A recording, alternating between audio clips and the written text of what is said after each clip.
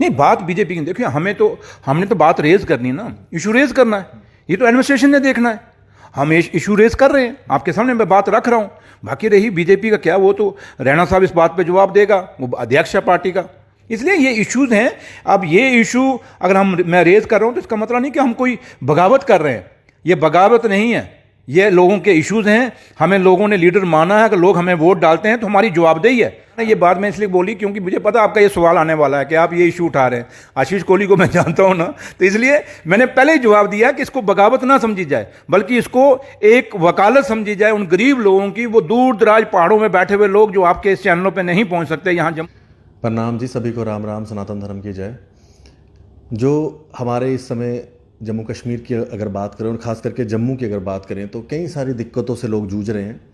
और ख़ास करके जब हम पीर पंचाल की बात करते हैं, वहाँ पर लोगों को क्या क्या दिक्कतें आती हैं, मैं जब भी सुरेंद्र जी से मिलता हूँ तो उनके बारे में ज़रूर बात करता हूँ, क्योंकि एक ऐसे नेता हैं सुरेंद्र जी जो कि पहाड़ियों की बात करते हैं, अपने लोगों की बात करते हैं, अपने लोगों के बीच में हमेशा रहते हैं। जो आप इनके कार्यक्रम भी देखते हैं जब भी ये जाते हैं अपने लोगों के बीच में।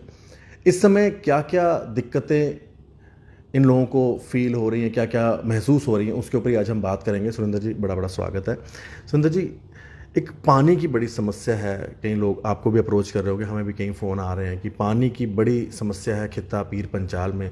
क्या कंडीशन है इस समय और क्या आप बात रखना चाहेंगे? आशीष, देखिए, बदकिस्मती है कि 2014 में यहाँ पे इलेक्शन हुआ जम्मू कश्मीर के अंदर, उसके बाद एक पॉपुलर गवर्नमेंट बनी और तब से लेके आज तक हम खित्ता पीर पंचाल की बात आवाज़ हमेशा उठाते रहे।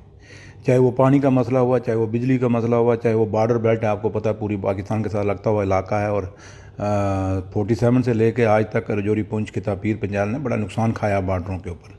तो बॉर्डर की बात भी करते रहे, रोज़गार की बात भी हम करते रहे, लेकिन बदकिस्मती के साथ जब भी उसमें भी जब बात रखी तो हम यही कहते थे कि जब गर्मियाँ आती हैं तो खित्ता पीर पंचाल के अंदर पानी की और बिजली की त्राई त्राई मच जाती है। और उस समय से लेके आज तक भी बड़े अफसोस के साथ कहना पड़ता है कि कोई सुधार नहीं है। मैं कल ही वापस आया हूँ निशारा से, और बदकिस्मती ये देखिए कि आज इतनी बड़ी गर्मी है, आप देखें हालत क्या हो रही है। शुक्र है कि मई का महीना जो है बारिशों में निकल गया लोगों का, थोड़ा मौसम ठंडा रहा, जून भी थोड़ा बहुत निकल गया। ये 10-12 दिन जो गर्मी पड़ रही है, अगर मई से ही गर्मी शुरू होती है, जैसे अप्रैल से गर्मी शुरू होती है, अगर ये होती तो आज खित्ता पीर पंचाल का क्या हालात होते, पानी का क्या हालात होते और बिजली के क्या होते। आज हालात ये हैं कि जो हम इलाके में गया, जिस इलाके में भी जाता हूँ, जिस जगह पे भी जाता हूँ, किसी पंचायत में या गांव में, निशारा के अंदर, तो ये हालात हैं कि मोटरें जली हुई हैं, जो पंप हैं वो बैठे हुए हैं, पानी लोगों को मिल नहीं रहा। महीना 2-2 महीने हो गए लोगों को पानी नहीं मिल रहा। हम बड़े बड़े क्लेम करते हैं, हम बड़े बड़े बातें करते हैं कि भाई हमने ये कर दिया, वो कर दिया, क्या हो गया ज़मीन पे। एडमिनिस्ट्रेशन को हम पूछना चाहते हैं कि आप जब रिपोर्ट सबमिट करते हैं आप कहते हैं सब कुछ ठीक है। अगर सब कुछ ठीक है तो फिर खित्ता पीर पंचाल के अंदर ये हालात क्यों हैं आज की डेट में। पानी की हालात ये हैं कि मैं तो यहाँ तक एलजी साहब से रिक्वेस्ट करता हूँ, अपील करता हूँ, और कमिश्नर सेक्रेटरी जो हमारे पीएचई के, मैं उनसे अपील करता हूँ, ये जो आपका मैकेनिकल डिवीज़न है जो पीएचई का, इसको तो डिसबैंड ही कर देना चाहिए। क्योंकि जितनी भी मोटरें चलती हैं, जो अगर आप पीएचई के एक्शन को फ़ोन करो, वो कहता है जी मैकेनिकल के एक्शन के पास, वो अपनी मतलब कि जिम्मेवारी को आगे पीछे वो छटनी करते रहते हैं, इधर से उधर, उधर से उधर। मसला ये है कि एक डिपार्टमेंट हो जिससे हम बात करें।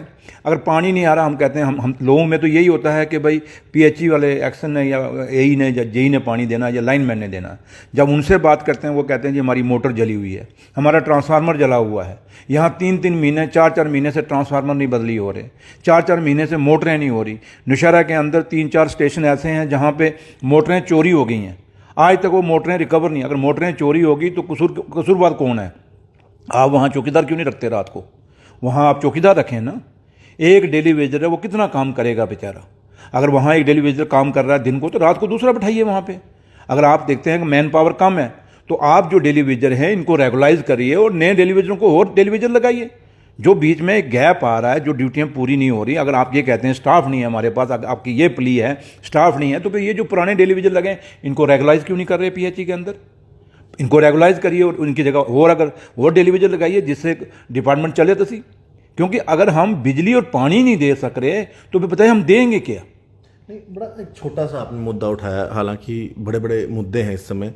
तो बातें तो ये की जाती है कि हम ये सारे मुद्दे हल करेंगे, लेकिन आपको नहीं लगता कि ये जो ग्राउंड का छोटा सा एक पानी का मुद्दा है, अगर वो हल नहीं हो पा रहा तो बड़े बड़े मुद्दे। मैं वही तो आपको कह रहा हूँ, मैं वही तो बात कह रहा हूँ कि आप आइडिया लगा लें, कभी आप टूर करें नौशहरा के अंदर, यहाँ ऐसे हैं, यहाँ पे एक खैड़ी के अंदर हमारा इतराड़ के अंदर एक वहाँ पे चोरी हो गई, मोटरें चोरी हो गई। आज तक ना वो चोर पकड़े गए तो ना वो पानी लोगों को मिल रहा है, ना 9 मन तेल आ रहा है और ना मीरा नाच रही है। जब अगर अब चोर नहीं पकड़े जा रहे, उसके कारण इसका थोड़ा कि आप लोगों को सजा दे दें। अगर वहाँ अगर मोटरें चोरी हो गई हैं तो आप दूसरी मोटरें लगाइए। चोर जब पकड़ा जाएगा, चोर पकड़ा जाएगा, वो साल बाद पकड़ा जाएगा, फिर उससे मोटरें रिकवर करेंगे हम, फिर लोगों को पानी दीजिएगा। यहीं डगानी एक हमारी पंचायत है, वहाँ पे कब की चोरी हुई है। और सबसे बड़ी बात, आज पानी की शार्टेज का कारण क्या है? इलीगल माइनिंग हो रही है वहाँ नौशहरा के अंदर। जो मनावर तवी है उसके अंदर क्रशरों के क्रशर लग गए हैं, और एक वहाँ पे ऐसी फैमिली है जिसके कितने क्रशर हैं, जाके चेक करिए। कोई कई लोग उनको कौन कौन शील्ड कर रहा है, उनको जाकर पता करिए उनके पीछे कौन बैकिंग है। ये जो इलीगल माइनिंग है, ये किसी न किसी सिफारिश के नीचे वहाँ लीगल माइनिंग। वहाँ पे आप मनावर तवी के अंदर आप जाएंगे, देखेंगे वहाँ ये लंबेड़ी और डंडेसर के अंदर दरियाई शिफ्ट हो गया है, और कहीं मतलब 500-500 मीटर दरिया अगर इधर था तो अब दूसरी साइड हो गया है। और कई जगह ऐसा है कि दरिया इतना गहरा हो गया है कि ट्यूबवेल ऊंचे रह गए हैं, दरिया नीचे चला गया है।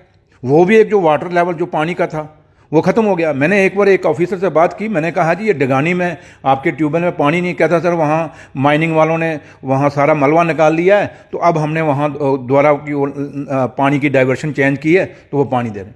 भाई पहली बात आपने, हम तो कहते हैं जो ये दरियाओं के ऊपर जो इलीगल क्रैशरों के लिए रजौरी पुंछ के मनावर तवी में जो एनओसी दी गई, चाहे वो पीएचई ने दी, चाहे वो इरीगेशन ने दी, चाहे वो पीडब्ल्यूडी ने दी, चाहे वो किसी भी डिपार्टमेंट ने क्रैशरों को नए क्रैशर लगाने की परमिशन दी, उन ऑफिसरों के खिलाफ एक्शन होना चाहिए। जब ये एनओसी दी गई, उसमें पीएचई या इरीगेशन या दूसरे डिपार्टमेंट जिनको पता था कि भाई यहाँ से हमारे ट्यूबवेल है, तो क्यों आपने एनओसी दी वहाँ क्रैशरों की? इसलिए ये सिर्फ एक नेक्सस है। आप मत कहें, एक तो मैकेनिकल डिपार्टमेंट का फॉल्ट है जो पीएचई का है, वो वहाँ पे अगर मोटर ख़राब होती है उसको ठीक नहीं करते, ट्रांसफार्मर जल जाता है उस ट्रांसफार्मर को ठीक नहीं करते, और कई जगह ऐसा है कि आपने ट्यूबवेल बना दिए, नए नए ट्यूबवेल लग गए, वहाँ ना कमरा है, ना ट्यूबवेल है, ना वहाँ ट्रांसफार्मर है, ना वहाँ मोटर है। फिर आपने वो लगाया क्यों? 3-3 साल से वो आपने वहाँ बोर किए हुए हैं। फिर बोर क्यों किया? अगर आपके पास पैसा ही नहीं था कमरा बनाने का या ट्रांसफार्मर लगाने का, या आपके पास मोटर लगाने का पैसा नहीं, तो फिर आपने बोर क्यों किया? वो तो बोर अगर 2 साल 3 साल नहीं चले तो वो तो ब्लॉक हो जाएगा। इसलिए ये एक बहुत बड़ा नेक्स्ट, एक तो मनावर तवी के अंदर जो हो रहा है, इसलिए ये एक बड़ा मैटर ऑफ इन्वेस्टिगेशन है। यहाँ जब ट्यूबवेल नीचे बैठ ऊपर रह गए और मनावर नीचे चला गया इलीगल माइनिंग से, उसको इलीगल माइनिंग को रोकने की जरूरत है। और साथ साथ मैं फिर कहता हूँ, आपको एलजी साहब से रिक्वेस्ट करूँगा आपके इस चैनल के माध्यम से कि एलजी साहब, ये जो आपका मैकेनिकल डिवीज़न है, जो आपका डिपार्टमेंट है पीएचई का, इसको डिसबैंड करिए, इसको ख़त्म करिए, पीएचई के अंदर इमर्ज करिए, ताकि एक आदमी के पास रिस्पॉन्सिबिलिटी रहे जिससे हम बात कर सकें। तो यहाँ मतलब इसलिए मैं आपको कह रहा हूँ कि आज की डेट में खित्ता पीर पंचाल के अंदर, ये तो नौशहरा की प्रॉब्लम मैं बता रहा हूँ, सुंदरबनी की यही हालत है, कालाकोट की यही हालत है, बुद्धल की हालत यही है, लंबे रजौरी के अंदर यही हालात हैं। उसके साथ साथ आप थाना मंडी चले जाएं, मंजाकोट चले जाएं, आप सुनकोट चले जाएं, आप मेंढर चले जाएं, पूंछ चले जाएं, मतलब मैं कितने नाम आपको खित्ता पीर पंचाल के इलाके के लोग जहाँ के पानी की तराई तराई पहाड़ों में मची हुई है। सब लोगों का यही कहना होता है कि जो सरकार होती है वो मदद करती है। अब आप भी इस समय बीजेपी में, जो समय मौजूदा बीजेपी की सरकार है, एलजी साहब हैं, क्या बीजेपी इन सब चीज़ों को मतलब इसमें इस ग्राउंड लेवल पे काम करने पे असमर्थ हो रही है क्या कहीं? नहीं, बात बीजेपी की देखिए, हमने तो बात रेज करनी है ना, इशू रेज करना है, ये तो एडमिनिस्ट्रेशन ने देखना है। हम इशू रेज कर रहे हैं, आपके सामने मैं बात रख रहा हूँ। बाकी रही बीजेपी का क्या, वो तो रैना साहब इस बात पे जवाब देगा, वो अध्यक्ष है पार्टी का, वो बताएंगे कि भाई क्या हो रहा है क्या नहीं हो रहा। लेकिन जहाँ तक मैं आपको हकीकत अपनी नज़रों से जो मैं हालात देख रहा हूँ खित्ता पीर पंचाल के अंदर, जहाँ जहाँ मैं टूरिंग करता हूँ या जहाँ जहाँ नौशहरा अंदर जाता हूँ अपनी कॉन्स्टिट्यूंसी के, या सुंदरबनी में जहाँ जहाँ भी मैं जाता हूँ, खित्ता पीर पंचाल के हालात ये हैं कि वहाँ लोग पानी के बगैर हैं, बिजली की हालत है कि लो वोल्टेज है। हम कब से कह रहे हैं कि आप एक special grid station Rajouri Poonch के अंदर दीजिए, जो डायरेक्ट बिजली जो आती है बाहर पंजाब से, वो बिजली वहाँ पे आए। जैसे आपने सिपाहियों को दिया, यहाँ से अमृतसर से जलंधर से आपने जो स्टेशन दिया और सीधी लाइन सिपाहियाँ श्रीनगर में चली गई, हम उसी लाइन के ऊपर हम कहते थे एक स्टेशन हमारा यहाँ थाना मंडी में या कालाकोट में बना दीजिए, जिससे खित्ता पीर पंचाल के अंदर हमारी बिजली की कमी दूर हो जाए। आज लो वोल्टेज के कारण हमारी ना मोटरें चल रही हैं, ना आपके ट्यूबवेल चल रहे हैं, और ट्रांसफार्मर जो आम लोगों को बिजली उसकी भी शॉर्टेज है। कटौती कितनी है आप देखें, नौशहरा, आप रजौरी पुंछ में चले जाएं, नौशहरा के अंदर चले जाएं, देखें कटौती कितनी है। हम कहते थे कि मीटर लगाएंगे उसके बाद आपको 24 घंटे लाइट देंगे, मीटरों के बाद भी जहाँ जहाँ मीटर लगे वहाँ भी 24 घंटे लाइट नहीं है। इसलिए ये इश्यूज हैं। अब ये इशू अगर मैं रेज कर रहा हूँ तो इसका मतलब नहीं कि हम कोई बगावत कर रहे हैं, ये बगावत नहीं है, ये लोगों के इश्यूज हैं। हमें लोगों ने लीडर माना है, अगर लोग हमें वोट डालते हैं तो हमारी जवाबदेही है। अगर हम चुप होकर बैठे रहेंगे और अपनी बात नहीं रखेंगे लोगों की, क्योंकि गरीब लोग आपके उठ के आपके पास नहीं है, आशीष कोहली साहब आपके पास नहीं आएंगे या किसी और चैनल के पास नहीं आएंगे। बात किसने रखनी है? हम लोग, जिन लोगों को वो वोट डालते हैं। इसलिए अगर हम भी चुप हो जाएंगे, हम भी नन्हे हो जाएंगे, तो उन लोगों का कौन बड़ी वारस होगा? क्योंकि ऑफिसर उनकी सुन नहीं रहे, वो ऑफिसरों के दफ्तरों में जाते हैं, वो दाड़ा मार के उनको भगा देते हैं। तो ये कब तक चलेगा? इसलिए हम तो बार बार ये बात कह रहे हैं कि ये अफसरशाही जो है कहीं ना कहीं हम लोग, मैं एलजी साहब से फिर रिक्वेस्ट करूंगा कि आप इंटरवीन करें, आप खित्ता पीर पंचाल का टूर करें, रजौरी डिस्ट्रिक्ट का टूर करें, आप पुंछ के टूर करें। जो प्रॉब्लम, अगर वहाँ डिप्टी कमिश्नर्स को कोई स्पेशल फंडिंग की जरूरत है वो फंडिंग करिए, वो पैसा उनको दीजिए, ताकि आप जल अपना ये पीएचई डिपार्टमेंट का, बेशक आज हम कहते हैं कि इतनी स्कीमें आ गई हैं, स्कीमें बेशक जितनी, ऐसी ऐसी जगह यहाँ ट्यूबवेल लगाए गए, बोर किए गए जहाँ पानी नहीं निकला, ऐसे ऐसे हैंडपंप लगाए जहाँ पानी नहीं निकला, वेस्टेज ऑफ मनी है। कई जगह ऐसी जगह आपने फिल्टर प्लांट बनाए जहाँ फिल्टर प्लांट का पानी नहीं था, तो आपने फिल्टर प्लांट क्यों बनाए भाई? तो इसलिए ये सारा पैसा मिस यूज ऑफ फंड्स हैं जो हकीकत में हो रहे हैं, लेकिन इसके ऊपर गौर करने की जरूरत है। बड़ी अच्छी बात है सर, आप हर बार अपने लोगों की आवाज़ उठाते हैं और इस बार फिर से आपने आवाज़ उठाई है। आपने एक शब्द कहा कि इसे बगावत मत समझिएगा, लेकिन इन बातों से कहीं ना कहीं मार्केट में या सोसाइटी में बात जाती है कि कहीं फिर से कोई बगावत तो नहीं होने वाली। वो नहीं है। देखिए आप फिर भी, क्योंकि आप आवाज़ उठाते हैं, तो आवाज़ मैंने कहा ना, ये बात मैं इसलिए बोली क्योंकि मुझे पता आपका ये सवाल आने वाला है कि आप ये इशू उठा रहे हैं। आशीष कोहली को मैं जानता हूं ना, तो इसलिए मैंने पहले ही जवाब दिया कि इसको बगावत ना समझी जाए, बल्कि इसको एक वकालत समझी जाए उन गरीब लोगों की, वो दूर दराज पहाड़ों में बैठे हुए लोग जो आपके इस चैनलों पर नहीं पहुंच सकते, यहाँ जम्मू में आके या रजौरी के अंदर बैठ के, जहाँ जहाँ भी चैनल, कुछ चैनल तो ऐसे हैं जो वो सिर्फ ऑफिसरों के गुणगान गाते हैं, बस हाँ जनाब ये फलाना अफसर बहुत अच्छा है, जनाब ये बहुत अच्छा है। यार ये तारीफ करने आप किस लिए ये पोर्टल पकड़ के बैठे हुए हो? अगर आप लोगों के मसलों को हाईलाइट नहीं कर सकते, शाम को आपको कोई जेब गर्म कर देगा, आप उसकी खबर फेर में लगा, क्यों? आप सच्चाई बोलिए। मैं भी तो चमचागिरी कर सकता हूं, मैं भी कह सकता हूं नहीं जनाब सब कुछ अच्छा चला। नहीं, जो सच्चाई है, इन लोगों की बददुआओं, इन गरीबों की बददुआओं से डरिए। ये गरीब जब बददुआ देगा तो आपका सब कुछ खत्म कर देगा। इसलिए मैं उन गरीबों से डरता हूं। वो गरीब जब हमें वोट डालने जाता है, कितनी बड़ी ये जो शहर के लोग, जो अमीर लोग हैं, जो बाबू लोग हैं, जो लाले लोग हैं, ये वोट नहीं डालते, ये गरीब डालती है, मिडिल क्लास लोग वोट डालते हैं। तो जब आज उनके ऊपर दुख की घड़ी आई हुई है, उनको पानी नहीं मिल रहा, उनको बिजली नहीं मिल रही, उनके रोजगार नहीं मिल रहे, उनको टेलीविजनों की रेगुलेशन की बात नहीं हो रही, तो अगर हम नहीं बोलेंगे तो कौन बोलेगा? इसलिए इंसाफ करिए, इंसाफ करने की जरूरत है। इसलिए सुरेंद्र चौधरी अगर कोई बात रख रहा है तो मैंने इसलिए कहा कि यह बगावत नहीं है, ये सच्चाई है जो लोग फेस कर रहे हैं। अगर हम ये नहीं बोल सकते तो अगर सिर्फ चिकनी चुपड़ी बातें करनी है, सिर्फ चमचागिरी और बटरिंग करनी है, तो वे करते रहिए भैया, लेकिन एक वक्त आएगा जब आप लोगों के पास जाओगे, लोग इन बातों को आपको जवाब देंगे। क्यों? लोग दुखी हैं, इस समय परेशान हैं, इतनी तपती गर्मी में। कल देखें कितनी गर्मी थी, आज तो थोड़ी हवा चल रही है, कल कितनी गर्मी थी, मतलब हम खाली नहीं निकल सकते। तो वो लोग, एक बंदा मेरे पास नौशहरा में टूर पे था, मुझे कहता है जनाब एक बाल्टी से हम 3 बंदे नहाते हैं, एक बाल्टी से 3 बंदे हम नहाते हैं।